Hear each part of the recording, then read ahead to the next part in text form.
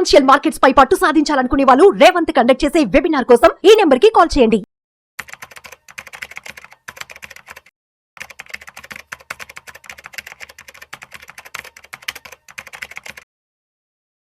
నమస్తే, నేను జీవి సత్యనారాయణ.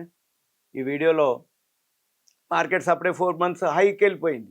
పడింది అన్నారు, తగ్గింది అంటుర్రు, కానీ పెరిగేటప్పుడు మళ్ళీ ఫాస్ట్గా పెరుగుతుంది. గత సంవత్సరం అక్టోబర్ నుంచి ఎఫ్ఐఎల్ కంటిన్యూగా అమ్మటం, అక్టోబర్, నవంబర్, డిసెంబర్, జనవరి, ఫిబ్రవరి, మార్చి 6 నెలలు పట్టడం, మళ్ళీ ఇప్పుడు మార్కెట్ రికవరీ అవ్వటం, యాన్యువల్ రిజల్ట్స్ రావటం, ఇన్ఫ్లేషన్ తగ్గటం, వడ్డీ రేట్లు తగ్గటం. అంటే ఇన్ఫ్లేషన్ ఏదైతే ద్రవ్యోల్బణం, కొనుక్కునే వస్తువులు ధరలు తగ్గినాయో, వడ్డీ రేట్లు తగ్గినాయో, ఈ ట్రంప్ సుంకాలు టారిఫ్లతోటి మన మార్కెట్లు పడి మళ్ళీ పెరగడం మొదలుపెట్టింది. ఆల్రెడీ మళ్ళీ 4 months హైలోకి రావడం జరిగింది. ఈ 4 months హైకి రీజన్ ఏంటిది అంటే చూద్దాం. ఈ 4 months హై ఎప్పుడైతే వచ్చిందో ఇప్పుడు ఏం జరిగింది?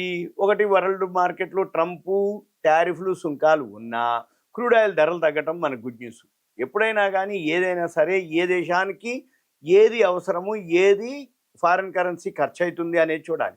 మన దేశానికి ఇప్పుడు 4 నెలల గరిష్ట స్థాయికి రావడానికి రీజన్ ఏంటిది? ఒకటి, ఎఫ్ఐఐలు కంటిన్యూగా కొనటం మొదలుపెట్టారు. కంటిన్యూగా ఎఫ్ఐఐలు కొంటున్నారు. ఎఫ్ఐఐలతో పాటు మ్యూచువల్ ఫండ్స్ కూడా కొనటం మొదలు పెడుతున్నాయి. అది మనం మెయిన్ రీజన్ అనమాట. ఎప్పుడైతే ఎఫ్ఐఐలు కొనటం మొదలుపెట్టిర్రో ఆటోమేటిక్గా ఇప్పుడు ఏదైతే మే ఉందో, మేలో కంటిన్యూ కొంటూ వచ్చిర్రు. రోజు కూడా ఎఫ్ఐఐలు కొంటున్నారు, డిఐలు మ్యూచువల్ ఫండ్స్ కూడా ప్రతిరోజు వాళ్ళు కొంటూ వీళ్ళు కొంటున్నప్పుడు మార్కెట్ పెరగటం. రెండోది, ఏప్రిల్ మంత్ వచ్చేటప్పటికి ఎఫ్ఐఐలు 2735 కోట్లు కొనటం జరిగింది. మన మ్యూచువల్ ఫండ్స్ 28,000 కొనటం జరిగింది. మార్చిలో కూడా ఎఫ్ఐఐలు 2,000 కోట్లు కొనటం జరిగింది. 37,585 మన మ్యూచువల్ ఫండ్స్ కొనటం జరిగింది. అంటే ఎఫ్ఐఐలు ఇప్పటికీ ఈ 2 రోజులు అంటే 2, 3 అంటే 1వ తారీఖు 2వ తారీఖు అయిపోయినాక 2, 3 అంటే సెలవు వచ్చింది కదా, 2వ తారీఖు మేడే హాలిడే ఉంది, 2వ తారీఖు ఒకరోజు వర్కింగ్ డే.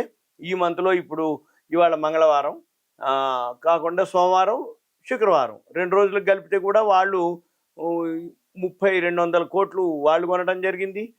మళ్ళీ వీళ్ళు మన వాళ్ళు 6,000 కోట్లు కొనడం జరిగింది. అంటే ఎఫ్ఐఎల్ కొన్నారు, డిఏఎల్ కొన్నారు. అందుకని మన మార్కెట్లో ఏమైంది? 4 months హైలోకి రావడం జరిగింది.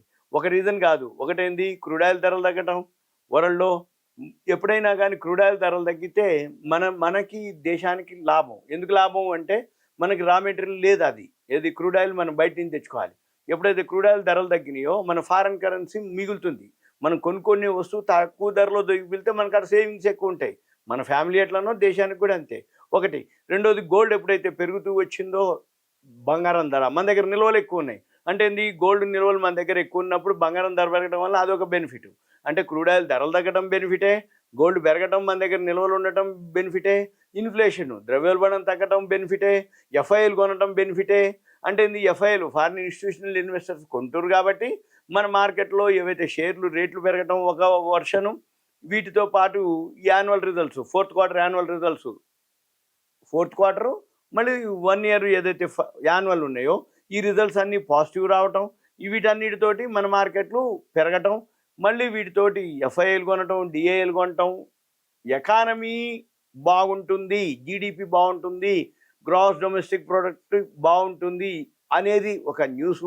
అంటే వీటితో పాటు ఇప్పుడు ఇన్ని జరుగుతున్నా మళ్ళీ మనకి పాకిస్తాన్ బోర్డర్తో ఒకటి పెహల్గాం గొడవతోటి మన మార్కెట్లో ఒకరోజు ఏదో 2 రోజులు ఎఫెక్ట్ ఉన్నా మళ్ళీ ఓవరాల్గా దాన్ని పట్టించుకోవట్లేదు మన మార్కెట్. ఎందుకు పట్టించుకోవట్లేదు అంటే ఎఫ్ఐఎల్ కొంటున్నారు, క్రూడ్ ఆయిల్ ధరలు తగ్గింది.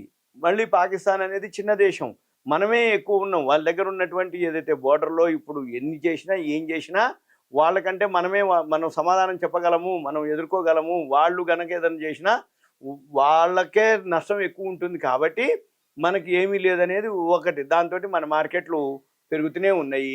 ఇంకొకటి, ఇప్పుడు ఏదైతే ఉందో పాకిస్తాన్ ఆ పెహల్గాం వార్తోటి ట్రంప్ కానీ మిగతా దేశాలన్నీ కూడా మనకే సపోర్ట్ చేయటం మన మార్కెట్ల మీద కూడా ఒకటి శుభ సూచకం అనమాట.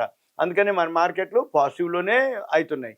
మనం ఇక చూడవలసింది ఏంటిది అంటే ఏదైతే ఉందో ఈ ఫారిన్ ఇన్స్టిట్యూషన్ ఇన్వెస్టర్స్ కంటిన్యూ కొన్నంతకాలం, రెండోది మ్యూచువల్ ఫండ్స్, ఎస్ఐపీలు, ఏదైతే ఎకానమీ గ్రోత్ అవుతుందో, ఇన్ఫ్లేషన్ తగ్గుతుందో, ఇవన్నీ గుడ్ న్యూస్ తోటి మన మార్కెట్లు ఉన్నాయి. ఇంకోటి ఏంది, ఇప్పుడు మీకు యాన్యువల్ రిజల్ట్స్ ఏవైతే వస్తున్నాయో అవి మనం చూసుకొని మనం చేసుకోవటం. అంటే నీ మార్కెట్ పడ్డా వాల్యూ ఉన్న స్టాక్స్ మాత్రం ఎప్పుడు పెరుగుతూనే ఉంటాయి. అవి గనక మనం పట్టుకున్నప్పుడు అంటే పడ్డప్పుడు మార్కెట్‌లో పడ్డప్పుడు వాల్యూ ఉన్న స్టాక్స్ నువ్వు హోంవర్క్ చేసి మనం గనక కొనుక్కోగలిగితే అవి ఓకే. మళ్ళీ పెరిగినప్పుడు ఫాస్ట్‌గా పెరుగుతాయన్నమాట. మనం అవి గమనించాలి. ఇప్పుడు గోల్డ్ ఆల్ టైమ్ హైకి ఇప్పుడు అప్పుడే 1,00,000కి వచ్చేసింది మళ్ళీ గోల్డు. మళ్ళీ ఇప్పుడు ఏవైతే మన మార్కెట్‌లోని అవి కూడా పెరగడం జరిగింది. ఎకానమీ బాగుంటుందనేది అంటే అడ్వాన్స్ టెక్నాలజీస్ ఏవైతే ఉందో ఇవన్నీ మనం గమనించాలి. ఇదంతా మీకు awareness, education, information, knowledge purpose మాత్రమే. మీకు ఇంకా షేర్ మార్కెట్ మీద డౌట్స్ గానీ, ఏవైతే షేర్ మార్కెట్ క్వెషనైర్ గానీ, షేర్ మార్కెట్ సంబంధించిన ఏవైతే మీకు ఉన్నాయి సందేహాలు, సమస్యలు ఏవైతే ఉన్నాయనుకో షేర్ మార్కెట్ రిలేటెడ్ వరకు మీకు ఏదైనా దయచేసి కాల్ చేయవద్దు. మీరు ఏదైనా ఉంటే మీ పేరు, ఫోన్ నెంబరు వాట్సాప్ చేసి కంటెంట్ కూడా మెసేజ్ పెడితే నేను వీలు చూసుకొని మనం డిస్కస్ చేస్తాం. అప్పుడు మనం పర్సనల్‌గా కలవాలనా లేదా ఫోన్‌లోనే క్లియర్ అయిపోద్దంటే ఓకే. ఇది సింపుల్‌గా నా నుంచి అంతే తప్ప పేరుంది, నెంబర్ ఉందని మీరు దయచేసి కాల్ చేయవద్దు. ఓకేనా? ఇదంతా మీకు awareness, education, information, knowledge purpose మాత్రమే. Thank you. సెలవు.